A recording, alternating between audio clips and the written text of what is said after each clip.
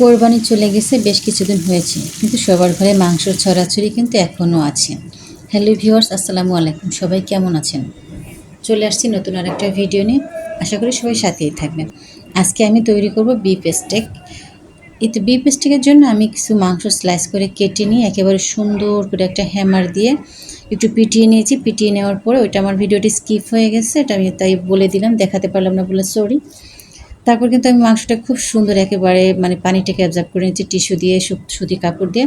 তারপরে এখন কিন্তু এই যে গোলমরিচের গুঁড়ো আর লবণটা ছিটিয়ে দিলাম। জাস্ট স্টেক্সের মশলাটাই হয়েছে আপনার শুধু গোলমরিচের লবণ।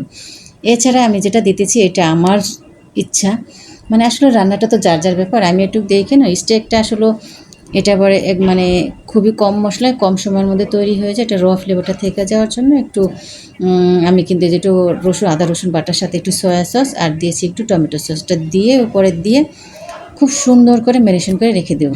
আমি একেবারে পাক্কা 2 ঘন্টা পরে এই যেটা ভাজার জন্য চলে আসছি। আর স্টেক খাওয়ার জন্য অবশ্যই আপনাকে বাটার ব্যবহার করতে হবে অথেন্টিক ফ্লেভার স্বাদ পেতে হলে। এই দেখেন স্টেকটা আমি যে ম্যারিনেশন করে রেখেছি, কোনো প্রকার পানি কিন্তু বের হয় নাই। একটু আমি পাতলা করে কেটেছি এই কারণে যে তাড়াতাড়ি হয়ে যাবে। আর দ্বিতীয়ত কথা হচ্ছে, এবার কোরবানির সময় আমি বাড়ি ছিলাম না, মেন স্টেকের যে মাংসটা যেখান থেকে রাখা হয় সেখান থেকে রাখতে পারিনি, অন্য জায়গার মাংস আর কি, সমস্যা নেই। তো এইটা কিন্তু হ্যামার দিয়ে একটু পিটিয়ে নিলে খুব ভালো হয়। ওই যে আপনার যদি কারোর কোনো রাগ ক্ষোভ এরকম কিছু থাকে, এই ধরেন রাগ ক্ষোভটাকে এইটার উপরে একটা পাথর নিয়ে এটার উপরে ঝাড়বেন, মাংসটাও থেতলানো হয়ে যাবে, রাগটাও কমে যাবে। আর যখন রাগটা কমে যাবে আপনার মনটা একেবারে ঝরঝরা।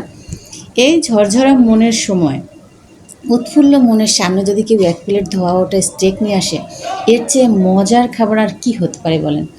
তো একটা ব্যাস কিন্তু আমি ভেজে নিয়েছি, দেখতেই পেলেন। আর একটা ব্যাস এই যে আমি ভেজে নিচ্ছি।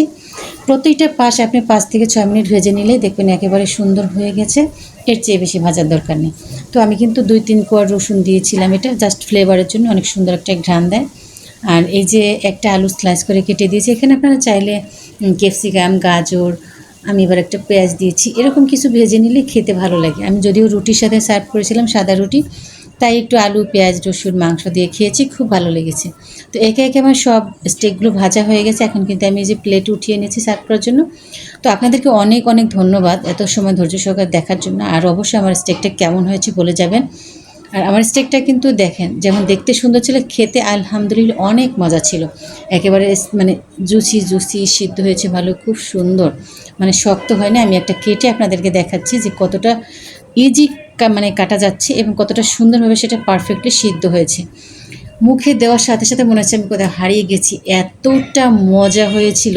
তো সবাই ভালো থাকবেন আর এভাবে স্টেক তৈরি করে খাবেন, খুব ভালো লাগবে ইনশাল্লাহ। আবার কথা হবে, সে পর্যন্ত সবাই অবশ্যই ভালো থাকবেন। Tata and take care, bye by.